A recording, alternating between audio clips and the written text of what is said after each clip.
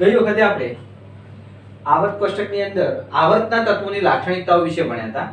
આજે આપણે સમૂહના તત્વોની લાક્ષણિકતા વિશે ભણીએ. એટલે કે આવર્ત કોષ્ટકની અંદર રહેલા તત્વોનું સમૂહને આધારે વર્ગીકરણ કરો.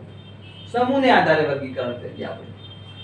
તો કે એક જ સમૂહની વાત કરીએ, આવર્ત કોષ્ટકમાં એક જ સમૂહમાં આવેલા તત્વોની બાહ્યતમ કક્ષાની ઇલેક્ટ્રોન રચના બધાની ns1, આ બધાની ns2, પેલા બધાની ns2 np1, કોઈ એક જ સમૂહમાં રહેલા બધા તત્વોની ઇલેક્ટ્રોન રચના એક સમાન હોય છે. હવે ઇલેક્ટ્રોન રચના બાહ્યતમ કક્ષાની ઇલેક્ટ્રોન રચના જો એક સમાન હોય તો બોલો બધાના ગુણધર્મો, મતલબ હું એમ કહું કે બધાની બાહ્યતમ કક્ષામાં એક ઇલેક્ટ્રોન, મતલબ આ બધા તત્વો સરળતાથી એક ઇલેક્ટ્રોન ગુમાવે, મતલબ બધા સરળતાથી +1, એનો મતલબ કે સાહેબ આ બધા આયનીય સંયોજનો બનાવે.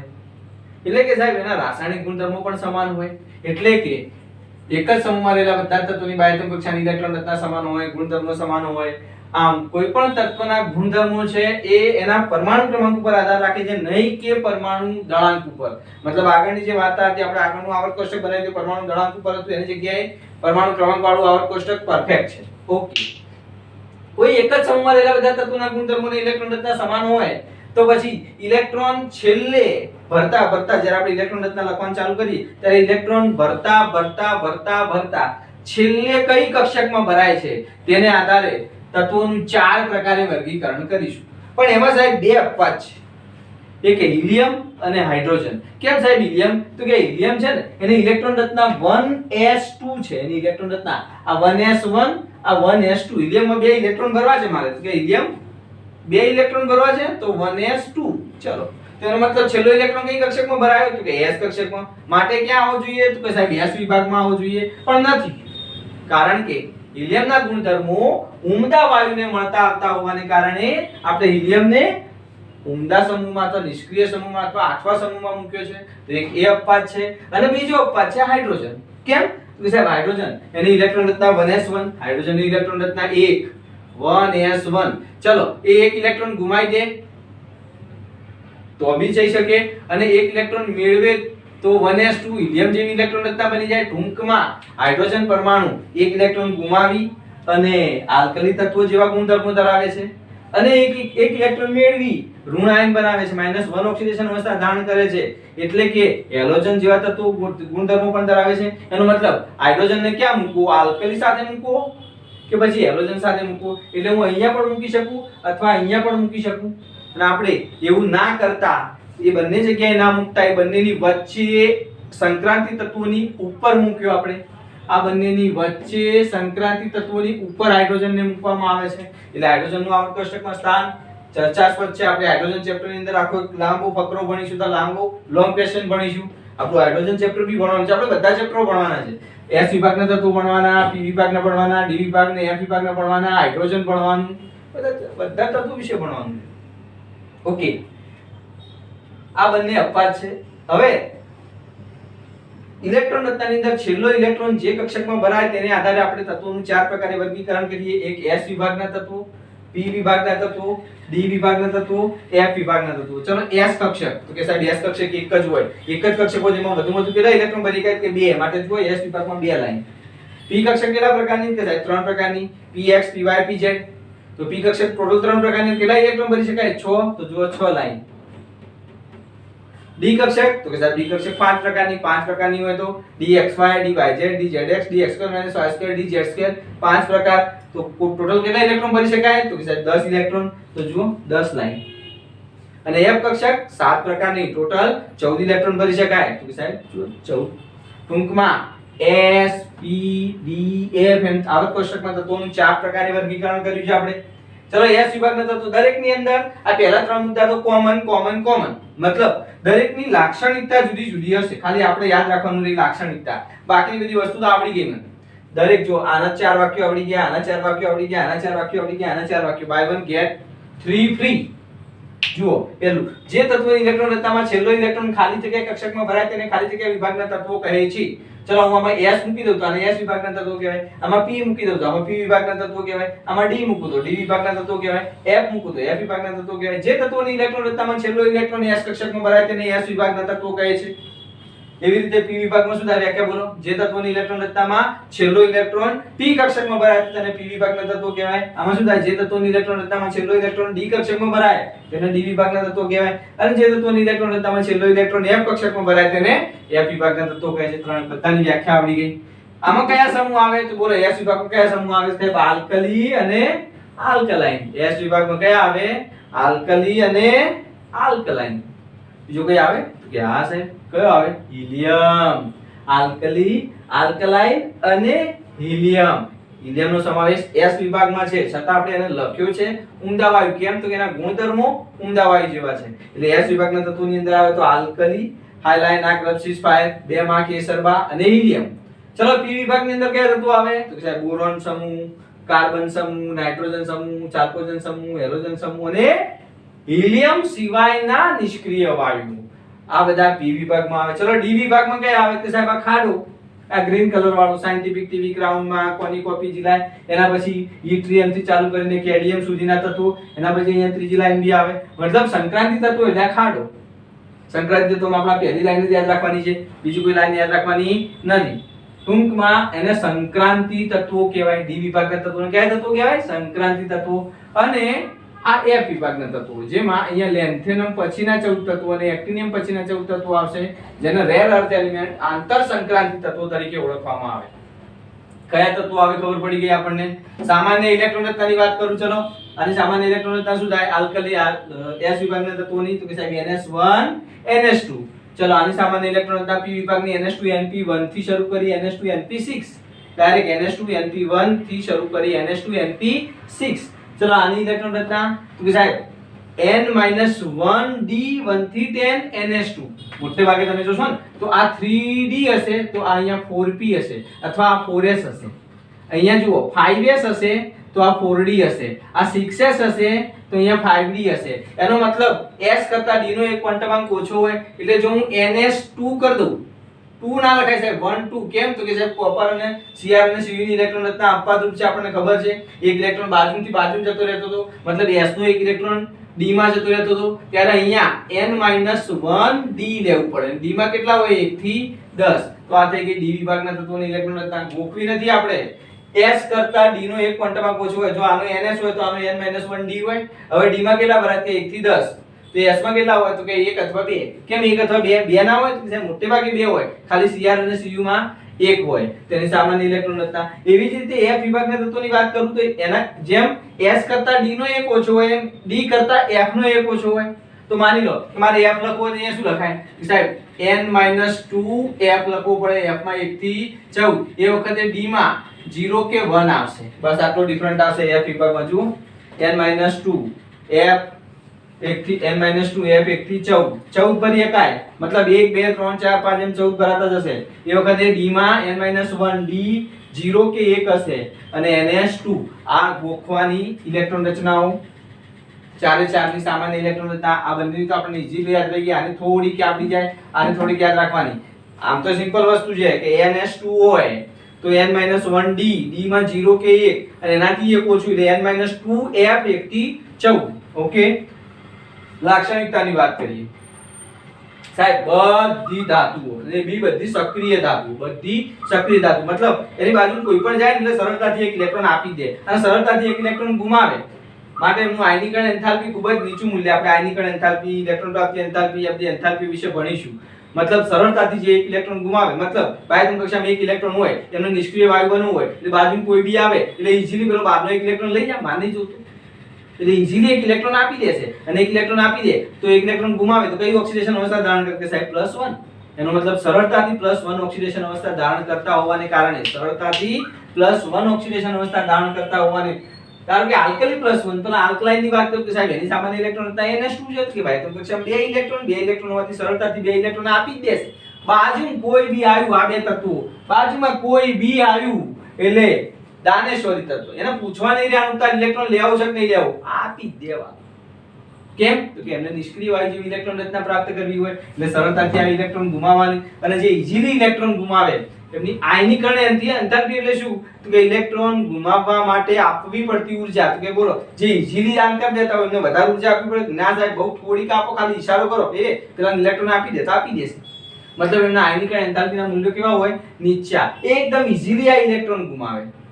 આયનીકરણ એન્થાલ્પીનું મૂલ્ય ખૂબ નીચું હોય. એક ઇલેક્ટ્રોન કે બે ઇલેક્ટ્રોન ગુમાવે, આલ્કલી એક ગુમાવે, આલ્કલાઇન બે ગુમાવે, +1 કે +2 ઓક્સિડેશન અવસ્થા બનાવે. ધાત્વીય લક્ષણ, આ બધી ધાતુઓ. બીજું, ધાતુઓ દાનેશ્વરી તત્વો હોય અને મેં કીધું એમાં ઉપરથી નીચે તરફ જઈએ ને, hydrogen, lithium, sodium, potassium, rubidium, caesium, francium એમ મોટા થતા જાય અને મોટા થતા જાય કેન્દ્રથી ઇલેક્ટ્રોન કેવો જતો જાય? દૂર જતો જાય અને કેન્દ્રથી ઇલેક્ટ્રોન દૂર જતો જાય એમ કેન્દ્રનું ઇલેક્ટ્રોન પ્રત્યેનું આકર્ષણ કેવું થતું જાય? ઘટતું જાય અને ધીરે ધીરે એ ઇલેક્ટ્રોન એટલો દૂર જતો રહે કે બહુ જ નિર્બળ આકર્ષણ હોય એના કારણે સરળતાથી ઇલેક્ટ્રોન ગુમાઈ જશે. એનો મતલબ જે સરળતાથી ઇલેક્ટ્રોન ગુમાવે, ધાતુઓ એટલે દાનેશ્વરી તત્વો. એટલે બોલો આમાં ઇલેક્ટ્રોન દાન કરવાની વૃત્તિ કેવી થતી જાય? Lithium, sodium, potassium, rubidium, caesium, francium. આ સાહેબ ફ્રાન્સિયમ છે ને એ તો હવામાં હુનો બધાને ઇલેક્ટ્રોન આપે જાય. લઈ જાઓ બે લઈ જાઓ, કોઈ લેવા આવે કે ના આવે, હવામાં નાખ્યા જાય. માટે રેડિયોએક્ટિવ તત્વો કહેવાય. વિકિરણોનું ઉત્સર્જન કરે. ફ્રાન્સિયમ આ બધી છેલ્લી લાઈન છે ને એ રેડિયોએક્ટિવ તત્વો છે. આપણે એનો અભ્યાસ કરવાનો નહીં, આપણે અડાય નહીં. વર્ષો પહેલા મેડમ ક્યુરીની પિયરી ક્યુરી એનો અભ્યાસ કર્યો તો ઉકલી ગયા. આપણો પ્રયત્ન નહીં કરવો. રેડિયોએક્ટિવ તત્વો ખાલી યાદ રાખીશું. બે આલ્કલીમાં રેડિયોએક્ટિવ તત્વ કયું? તો કે ફ્રાન્સિયમ. ઈઝીલી ઇલેક્ટ્રોન ગુમાવે. એનો મતલબ કે એમને ઇલેક્ટ્રોન ગુમાવવા માટે બહુ ઊર્જા આપવાની જરૂર છે જ નહીં. એમને ઇલેક્ટ્રોન આપે જતા હોય. એટલે તો સૌથી વધુ ધાતુ ગુણ કોનો? કે જેમ નીચે જાવ ધાતુ ગુણ વધતો જાય. જે ઈઝીલી ઇલેક્ટ્રોન ગુમાવે એ પ્રબળ ધાતુ. જે ઈઝીલી ઇલેક્ટ્રોન ગુમાવે જેમ કદ વધતું જાય કેન્દ્રનું ઇલેક્ટ્રોન પ્રત્યેનું આકર્ષણ ઘટતું જાય એટલે સરળતાથી ઇલેક્ટ્રોન જતો રહે. જે સરળતાથી ઇલેક્ટ્રોન ગુમાવે સરળતાથી ધન આયન બનાવે અને જે સરળતાથી ધન આયન બનાવે એ વધુ પ્રબળ ધાતુ કહેવાય. ઓકે, તો ઉપરથી નીચે તરફ જેમ ધાતુ ગુણ કેવો થતો જાય? વધતો જાય. ઉપરથી નીચે તરફ જેમ ધાતુ ગુણ કેવો થતો જશે? વધતો જશે. ધાત્વીય લક્ષણ અને પ્રતિક્રિયાત્મકતા વધારો થાય. પ્રતિક્રિયાત્મકતા એટલે શું? તો કે ઇલેક્ટ્રોન દાન કરવાની વૃત્તિ.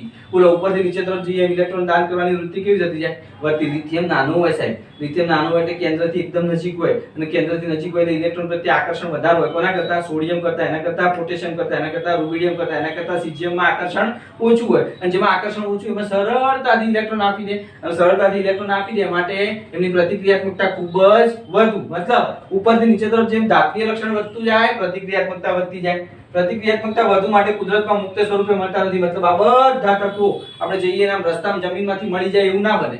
ખનિજ ખોદક જમીનમાંથી મળે, હા મળે, આખો દરિયો ભર્યો છે, પણ એને પ્લસ સ્વરૂપે, નહીં કે એને સ્વરૂપે. મતલબ એને મુક્ત સ્વરૂપે ના મળે પણ એના આયનો ઢગલાબંધ સ્વરૂપે મળે છે. મતલબ આ તત્વો બધા કુદરતમાં મુક્ત સ્વરૂપે મળતા નથી. એમાંના આ બે લિથિયમ અને બેરિલિયમ સિવાયના બધા આયનીય સંયોજનો બનાવે. આયનીય એટલે +1 કે +2 ઓક્સિડેશન અવસ્થા ધરાવતા સંયોજનો બનાવે. આ એવા જ બનાવશે પણ થોડે ઘણે અંશે એમાં સહસંયોજક લક્ષણ આવશે જે આપણે S વિભાગના તત્વો ભણીશું ત્યારે ડીપમાં માહિતી લઈશું કેમ એવું થયું. અત્યારે હાલ એવી વાત કરી લઈએ કે લિથિયમ અને બેરિલિયમ સિવાયના તત્વો આયોનિક સંયોજનો બનાવે છે અથવા તો એવા તત્વોને લિથિયમ અને બેરિલિયમ સિવાયના તત્વોને આયોનિક તત્વો કહેવામાં આવે છે.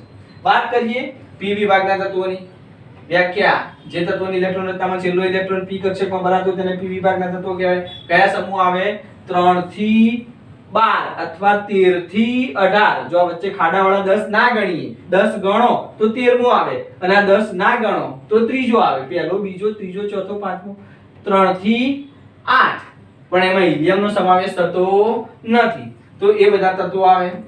આ બધા તત્વોને આ S વિભાગના તત્વો અને P વિભાગના તત્વોને મુખ્ય સમૂહ તત્વો અથવા તો પ્રતિનિધિ તત્વો કહેવામાં આવે છે. સામાન્ય ઇલેક્ટ્રોન રચના શું બને? સાહેબ NH2NP1 થી શરૂ કરી NH2NP6, NH2NP1 થી શરૂ કરી NH2NP6 સુધીની સામાન્ય ઇલેક્ટ્રોન રચના આવે. ચલો લાક્ષણિકતા. ત્યાં નિષ્ક્રિયની વાત કરી તો કે સાહેબ ઉમદા વાયુની બધી સંયોજકતા કક્ષકો પૂર્ણ રીતે ભરાયેલી છે અને પૂર્ણ રીતે ભરાયેલી હોય તો બધા ઇલેક્ટ્રોન મેળવવાની વૃત્તિ કે ઇલેક્ટ્રોન ગુમાવવાની વૃત્તિ ધરાવતા નથી. ના, માટે પૂર્ણ ભરાયેલી હોવાથી ઇલેક્ટ્રોન મેળવી શકાય નહીં કે ગુમાવી શકાય નહીં. મતલબ સ્થાયી ઇલેક્ટ્રોન રચના બદલી શકાતી નથી. માટે આ બધાની પ્રતિક્રિયાત્મકતા ખૂબ જ ઓછી. કોઈ બાજુ જઈને નિષ્ક્રિય વાયુ બાજુ જઈને કે બની ઇલેક્ટ્રોન આપને કે ઘેર જતો રહે. ઇલેક્ટ્રોન લેવો છે તો ઇલેક્ટ્રોન આપે નહીં, લે નહીં. મતલબ કે બાવા જેવી રીતે આપણે કોઈ સમાજ જોડે કોઈ લેવા દેવા નહીં. આ બધા સમાજ આખો આ સમાજ જોડે આ નિષ્ક્રિય તત્વોને કોઈ એકલા રહેવા વાળા ગિરનાર ઉપર છે એટલે એ નિષ્ક્રિય તત્વો સૌથી ઓછા પ્રતિક્રિયાત્મક કહેવાય. સૌથી ઓછા પ્રતિક્રિયાત્મક, ખૂબ જ ઓછી પ્રતિક્રિયાત્મક એટલે નિષ્ક્રિય તત્વો કહેવાય. ઉમદા પહેલાના બે સમૂહની વાત કરીએ. ચલો ઉમદા પહેલાના બે સમૂહ કે સાહેબ ચાલ્કોજન ને હેલોજન. ચાલ્કોજનની સામાન્ય ઇલેક્ટ્રોન રચના Ns2 Np4 બાહ્યતમ કક્ષામાં 6 ઇલેક્ટ્રોન. અષ્ટકપૂર્ણ રચના શું કરે સાહેબ બે ઇલેક્ટ્રોન મેળવે. બે ઇલેક્ટ્રોન મેળવે એટલે કઈ ઓક્સિડેશન અવસ્થા? તો કે -2 ઓક્સિડેશન અવસ્થા. અને હેલોજનની વાત કરું તો સામાન્ય ઇલેક્ટ્રોન રચના Ns2 Np5 બાહ્યતમ કક્ષામાં કેટલી? તો કે 7 ઇલેક્ટ્રોન. 7 ઇલેક્ટ્રોન શું કરે? તો કે એક ઇલેક્ટ્રોન મેળવશે. મતલબ આ ચાલ્કોજન તત્વો -2 ઓક્સિડેશન અવસ્થા અને હેલોજન તત્વો -1 ઓક્સિડેશન અવસ્થા, મતલબ ઇલેક્ટ્રોન મેળવવાની વૃત્તિ ધરાવશે. અને જે ઇલેક્ટ્રોન મેળવે એને અધાતુ કહેવાય. મતલબ આ બંને આને બે ઇલેક્ટ્રોન મેળવી નિષ્ક્રિય વાયુ જેવી ઇલેક્ટ્રોન રચના પ્રાપ્ત કરશે. આ એક ઇલેક્ટ્રોન મેળવી ઉમદા વાયુ જેવી ઇલેક્ટ્રોન રચના પ્રાપ્ત કરશે. ટૂંકમાં જે ઇલેક્ટ્રોન મેળવી અને ઋણાયન બનાવે એને અધાતુ તત્વો કહેવાય. એનો મતલબ ઉમદા પહેલાના બે સમૂહ અધાતુ તત્વો કહેવાય, ઓક્સિજન અને હેલોજન. ઓક્સિજનને ચાલ્કોજન પણ કહેવામાં આવે છે. બે ઇલેક્ટ્રોન મેળવી -1 ને એક ઇલેક્ટ્રોન મેળવી -1 સંયોજકતા ધારણ કરે. આવર્તમાં ડાબાથી જબા તરફ જઈએ. આવર્તમાં ડાબાથી જબા તરફ જઈએ. આની વાત નહીં કરતા, આપણે અહીંથી આમ જઈએ. ચલો એમને બી કહું તો આ ધાતુઓ છે, આ બધી અધાતુઓ. એનો મતલબ ધાતુ ગુણ ધીમે ધીમે ઘટતો જશે, અધાતુ ગુણ ધીમે ધીમે વધતો જશે. દુનિયાનું સૌથી મોટું દાનેશ્વરી તત્વ તો કે સાહેબ ફ્રાન્સિયમ. પણ ફ્રાન્સિયમનો આપણે અભ્યાસ નહીં કરવો એટલે સીઝિયમ સૌથી મોટું દાનેશ્વરી તત્વ. તો દુનિયાનું સૌથી મોટું ભિખારી તત્વ કયું? તો કે સાહેબ ફ્લોરિન. આ સૌથી મોટું અધાતુ. બાજુ જે કોઈ બી ઉભો રહે તો એને પૂછવાના ને તારે ઇલેક્ટ્રોન આપવો છે કે નહીં આપવો, પડાઈ લે. સૌથી વધુ ઇલેક્ટ્રોન મેળવવાની વૃત્તિ ધરાવતું તત્વ ફ્લોરિન. એટલે સૌથી મોટું અધાતુ તત્વ ફ્લોરિન. એનો મતલબ આમથી આમ જઈએ એમ ધાતુ ગુણ ઘટતો જાય, અધાતુ ગુણ વધતો જાય. હજુ થોડું પરફેક્ટ બોલું તો કે સાહેબ ધાતુ ગુણથી અધાતુ ગુણ આમ વિકર્ણ ઉપર વધે છે. સમજ પડી ને? સૌથી મોટો ધાતુ ગુણ આ રહ્યો, સૌથી મોટો અધાતુ ગુણ આ રહ્યો. એનો મતલબ આમથી આમ જઈએ ને એમ ધાતુ ગુણ ઘટતો જાય, અધાતુ ગુણ વધતો જાય. પણ અચાનક નહીં આમ સીધો ધાતુ ગુણ ઘટી ગયો, અચાનક અધાતુ ગુણ વધી ગયું નહીં. ધીમે ધીમે ધાતુ ગુણ ઘટતો જાય, અધાતુ ગુણ વધતો જાય. ધીમે ધીમે ધાતુ ગુણ ઘટતો જાય, અધાતુ ગુણ વધતો જાય. એનો મતલબ આવર્તમાં ડાબાથી જબા તરફ જવામાં આવે તેમ અધાત્વીય લક્ષણ વધે છે. અને સમૂહમાં ઉપરથી નીચે તરફ જઈએ એમ ધાત્વીય લક્ષણ, સમૂહમાં ઉપરથી નીચે તરફ જાય એમ ધાત્વીય લક્ષણ, ઉપરથી નીચે તરફ જાય એમ સાહેબ ધાતુ લક્ષણ વધતું જાય. કેમ? તો કે કેન્દ્રથી ઇલેક્ટ્રોન દૂર જતો જાય. દૂર જતો જાય તો આકર્ષણ ઓછું હોય. ઓછા આકર્ષણમાંથી ઇલેક્ટ્રોન ઈઝીલી જતો રહે, મતલબ ગુમાવવાની વૃત્તિ વધતી જાય, મતલબ ધાતુ ગુણ વધતો જાય. બે વાક્યો યાદ રહ્યા આપણને. આવર્તમાં ડાબાથી જબા તરફ જઈએ એમ ધાતુ ગુણ ઘટતો જાય, મતલબ અધાતુ ગુણ વધતો જાય. સમૂહમાં ઉપરથી નીચે તરફ જઈએ એમ ધાતુ ગુણ વધતો જાય, એનો મતલબ અધાતુ ગુણ ઘટતો જાય. ઓકે. એના પછી વાત કરીએ ડી વિભાગના તત્વો. ડી વિભાગમાં કયા કયા આવે? તો સાહેબ સાયન્ટિફિક ટીવી ક્રાઉનમાં કોની કોપી જિલ્લાએ ખાડાવાળા તત્વો. વ્યાખ્યા: જે તત્વોની ઇલેક્ટ્રોન રચનામાં છેલ્લો ઇલેક્ટ્રોન ડી કક્ષકમાં બનાવતો હોય તેને ડી વિભાગના તત્વો કહેવાય. કયા સમૂહ આવે? કે સાહેબ બીજો ત્રીજો થી ચાલુ કરી 13 થી ક્યાં સુધીના? 13 થી 3 થી 12 સુધીના. 3 થી 12. પહેલો બીજો ના આવે. ત્રીજો, ચોથો, પાંચમો, છઠ્ઠો, સાતમો, આઠમો, નવમો, 10મો, 11મો, 12મો. 3 થી 12 સુધીના સમૂહ જેને સંક્રાંતિ તત્વો તરીકે ઓળખવામાં આવે છે. સામાન્ય ઇલેક્ટ્રોન રચના આપણે જોઈ ગયા આપણે n-1d 1 થી 10 ns12 n-1 અહીંયા n-1d 1 થી 10 અહીંયા 1 થી 10 ns12. તો ડી વિભાગના તત્વો થઈ જાય. સામાન્ય ઇલેક્ટ્રોન બધી ધાતુ, આ ખાડો, આ બધી ધાતુ માટે આપણે ભણીશું આખું ચેપ્ટર સંક્રાંતિ ધાતુ અને આંતર સંક્રાંતિ ધાતુઓ. બધી ધાતુઓ એટલે એવું કહેવાય કે ધાતુઓ લગભગ 75 થી 78% ધાતુઓ છે આખા આવર્ત કોષ્ટકમાં અને 25% જેવી જ ધાતુઓ છે. જોઈએ બધી જ ધાતુઓ લેબમાં જાવ ને જે કલરફુલ સંયોજનો દેખાય ને એ બધા સંક્રાંતિ ધાતુના જ હોય. કોઈ વાદળી કલરનું હોય, કોઈ ગુલાબી કલરનું હોય, કોઈ ગમે તે, કોઈ જાંબલી કલરનું હોય. કલરફુલ સંયોજનો બધા કોના હોય? તો સંક્રાંતિ તત્વોના. એના સંયોજનોને આયનો રંગીન હોય છે, જુદી જુદી ઓક્સિડેશન અવસ્થા ધરાવે. એટલે અહીંયા કેવું આ હંમેશા +1 જ હોય, આ હંમેશા +2 જ હોય, આ મોટે ભાગે -1 હોય. પણ આ બધા ખાડાવાળા કેવા ખબર? કોકને એક જોતો તો એક ઇલેક્ટ્રોન આપે, કોકને બે જોતા હોય તો બે ઇલેક્ટ્રોન આપે, કોકને 3 જોતા હોય તો 3 ઇલેક્ટ્રોન. મતલબ +1 બી હોઈ શકે, +2 બી હોઈ શકે, +3 બી હોઈ શકે. આ Mn ની વાત કરું તો +2 +3 +4 +5 +6 +7 સુધી ઇલેક્ટ્રોન આપી શકે. મતલબ આ વિવિધ ઓક્સિડેશન અવસ્થાઓ ધરાવે છે. એટલે જુદી જુદી ઓક્સિડેશન અવસ્થા ધરાવતા હોય એટલે જુદા જુદા સંયોજનો બનાવે. તો જુદી જુદી ઓક્સિડેશન અવસ્થાઓ ધરાવે છે માટે એના ગુણધર્મો લગભગ બધાના સમાન. કેમ સાહેબ ગુણધર્મો બધાના હરખા જેવા? કે એની ઇલેક્ટ્રોન રચનામાં તમે જોશો ને તો ઇલેક્ટ્રોન રચનામાં આવું થશે. જુઓ સાહેબ અહીંયા 4s3d ધારો કે હું 21 કેન્ડિયમની ઇલેક્ટ્રોન રચના લખું તો શું થશે? આર્ગોન કમ્પ્લીટ 3d1 4s2 પછી 22 titanium argon complete 3d2 4s2 મતલબ બાહ્યતમ કક્ષાની ઇલેક્ટ્રોન રચના તો બધાની 4s2 જ રહે છે. ઇલેક્ટ્રોન અંદરની કક્ષકમાં ઉમેરાય છે. ઇલેક્ટ્રોન આર્ગોન જો અહીંયા 1s 2s 2p 3s 3p 3d અને 4s 4s માં બે ભરાઈ ગયા. હવે ઇલેક્ટ્રોન 21 માં અહીંયા 1 પછી 2 3 4 5 6 7 અંદરની કક્ષકમાં ઇલેક્ટ્રોન ઉમેરાય છે. મતલબ તમે જુઓ ને તો સ્કેન્ડિયમ થી ઝિંક સુધી જાવ ને એમાં બહારની ઇલેક્ટ્રોન રચનામાં તો બહુ ફરક પડ્યો હોય નહીં. એટલે બાહ્યતમ કક્ષાની ઇલેક્ટ્રોન રચના લગભગ સમાન હોવાને કારણે તેમના ગુણધર્મો લગભગ સમાન હોય છે. અનુચુંબકીય ગુણધર્મ ધરાવે એટલે બધાની અંદર એમાં સિંગલ ઇલેક્ટ્રોન જોવા મળતો હોય, અયુગ્મિત ઇલેક્ટ્રોન હોય એવા બધાની ઇલેક્ટ્રોન રચના આપણે આગળ ભણીશું ત્યારે જોઈશું કે બધાની ઇલેક્ટ્રોન રચનામાં બધામાં સિંગલ ઇલેક્ટ્રોન તો હોય ને હોય અને એના કારણે અનુચુંબકીય ગુણધર્મો ધરાવે છે. કેટલાક અપવાદ છે, ઉદ્દીપક તરીકે ઉપયોગી છે કારણ કે આ બધા ઇલેક્ટ્રોન દાન કરે, વિવિધ ઓક્સિડેશન અવસ્થાઓ ધરાવે, રાસાયણિક પ્રક્રિયાનો વેગ વધારતા હોવાને કારણે ઉદ્દીપક તરીકે ઉપયોગી છે. સંક્રાંતિ ધાતુ તત્વોની વાત કરી, Zn Cd Hg જેવી ધાતુ ઉદ્દીપક તરીકે વર્તે છે. બીજું એમના ગુણધર્મો વળી સંક્રાંતિ જેવા નથી. કેમ? તો કે સાહેબ આ છેલ્લા આવે ને એની અંદર D10 થઈ જાય, D10 થઈ જાય, NH2 D10 NH2 D10 NH2 D10. તો આ રીતે ઇલેક્ટ્રોન રચના તમે ભરી શકો. મતલબ Zn Cd Hg ના ગુણધર્મો તમે અહીંયા જોશો ને, આની ઝીંકની ઇલેક્ટ્રોન રચના લખું ઝીંક Zn તો 30 થાય તો શું થઈ જશે? આર્ગોન કમ્પ્લીટ 3d10 4s2 થઈ ગયું. તો આની અંદર ઇલેક્ટ્રોન પૂર્ણ ભરાયેલા હોવાને કારણે, અયુગ્મિત ઇલેક્ટ્રોન ના હોવાને કારણે એ સંક્રાંતિ તત્વોના ગુણધર્મો કરતા છે જુદા ગુણધર્મો. છેલ્લા ઝીંક Cd Hg આ છેલ્લા ગુણધર્મો મોટે ભાગે સંક્રાંતિ જેવા ગુણધર્મો ધરાવતા નથી. ડી વિભાગના ગુણધર્મો ધરાવતા નથી. બીજી વસ્તુ, આ વધુ સક્રિય ધાતુ, આ ઓછું સક્રિય ધાતુ, આ વધુ સક્રિય, આ ઓછી સક્રિય ધાતુઓ, તો આ બંને વચ્ચેનું સેતુરૂપ, નહીં આલ્કલી જેટલી વધુ સક્રિય, નહીં બોરોન કે કાર્બન જેટલી ઓછી સક્રિય, બંનેની વચ્ચે ગાળાની ડી વિભાગના તત્વો બંનેના સેતુ તરીકેનું કામ કરશે. એના પછી વાત કરીએ F વિભાગના તત્વો. તો F વિભાગના તત્વોને આંતર સંક્રાંતિ તત્વો કહે છે. F વિભાગના તત્વોને શું કહેવામાં આવે છે? આંતર સંક્રાંતિ તત્વો.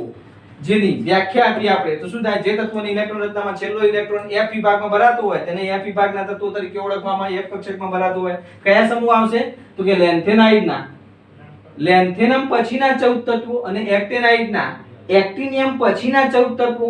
કયા? તો કે સાહેબ લેન્થેનાઇડના સીરિયમ થી લ્યુટેશિયમ 58 સીરિયમ થી 71 લ્યુટેશિયમ અને એક્ટિનાઇડના 90 થોરિયમ થી 103 લોરેન્સિયમ સુધીના તત્વો લેન્થેનાઇડ શ્રેણી અને એક્ટિનાઇડ શ્રેણીનો સમાવેશ F વિભાગમાં થાય છે, જેને આંતર સંક્રાંતિ તત્વો કહેવામાં આવે છે, રેર અર્થ એલિમેન્ટ કહેવામાં આવે છે. લેન્થેનોઇડ્સ લેન્થેનમ પછીના, એ સાહેબ આનું લેન્થેનોઇડ નામ કેમ પડ્યું? તો કે લેન્થેનમ પછીના 14 તત્વો અને એક્ટિનાઇડમાં એક્ટિનિયમ પછીના 14 તત્વોનો સમાવેશ. લેન્થેનાઇડ શ્રેણીમાં લેન્થેનમનો સમાવેશ થતો નથી, એક્ટિનાઇડમાં એક્ટિનિયમનો સમાવેશ થતો નથી. એ યાદ રાખવાનું. આવર્ત કોષ્ટકના તળિયે આવેલી બે હરોળ બધી ધાતુઓ આમના ગુણધર્મો બી બધાના લગભગ સરખા હોય કારણ કે ઇલેક્ટ્રોન રચના અંદર ભરાય છે. ઇલેક્ટ્રોન 4f માં, આખી આ લેન્થેનોઇડમાં 4f માં ઇલેક્ટ્રોન ભરાય છે, જ્યારે એક્ટિનાઇડમાં 5f માં ઇલેક્ટ્રોન ભરાય છે. માટે બધી ધાતુઓ ગુણધર્મો લગભગ સમાન. એક્ટિનોઇડના શરૂઆતના તત્વો, આ એક્ટિનોઇડના શરૂઆતના તત્વો છે ને એ એકથી વધુ ઓક્સિડેશન અવસ્થા ધરાવતા હોવાને કારણે એમનું રસાયણ બહુ થોડું જટિલ છે. કોના કરતા? લેન્થેનાઇડ કરતા. એટલે લેન્થેનાઇડના ગુણધર્મોમાં તમને થોડુંક એક સમાનતા જોવા મળશે, પણ એક્ટિનાઇડમાં આમાં વિવિધ ઓક્સિડેશન અવસ્થા ધરાવતા હોવાને કારણે એના ગુણધર્મોમાં વિવિધતા જોવા મળે છે. એટલે એનું રસાયણ થોડુંક અટપટું છે, સમજવામાં થોડી તકલીફ પડે એવું છે. બીજું, આ બધા તત્વો છે ને રેર અર્થ એલિમેન્ટ મતલબ બહુ ઓછા મળી આવતા હોય, મતલબ નેનોગ્રામમાં કે બહુ જ ઓછા પ્રમાણમાં મળી આવે છે. આ બધા તત્વો ખૂબ જ ઓછા પ્રમાણમાં મળી આવે છે. અને એમાં યુરેનિયમ, 92 યુરેનિયમ પછીના તત્વોને અણુ યુરેનિયમ તત્વો. અણુ યુરેનિયમ તત્વો કોને કહેવાય? કે સાહેબ યુરેનિયમ પછીના જેટલા તત્વો છે બધાને શું કહીશું આપણે? અણુ યુરેનિયમ તત્વો કહેવામાં આવે છે. તો આ થઈ F વિભાગના નાની ટૂંક નોંધ. અલગ અલગ ટૂંક નોંધ બે માર્કમાં મૂકી દે. S વિભાગની ટૂંક નોંધ સમજાવો, P વિભાગની, D વિભાગની, F વિભાગની, અથવા એવું ના કરે તો એમ કે ભાઈ SPDF સમૂહને આધારે ઇલેક્ટ્રોનનું વર્ગીકરણ વિસ્તૃત સમજાવો 4 માર્કમાં કે 5 માર્કમાં મૂકી દે. મજા આવે એવો પ્રશ્ન આવડે બધાને? તૈયાર કરી નાખો સરસ. પછી આગળના લેક્ચરમાં આપણે જોઈએ. ચલો, ધન્યવાદ.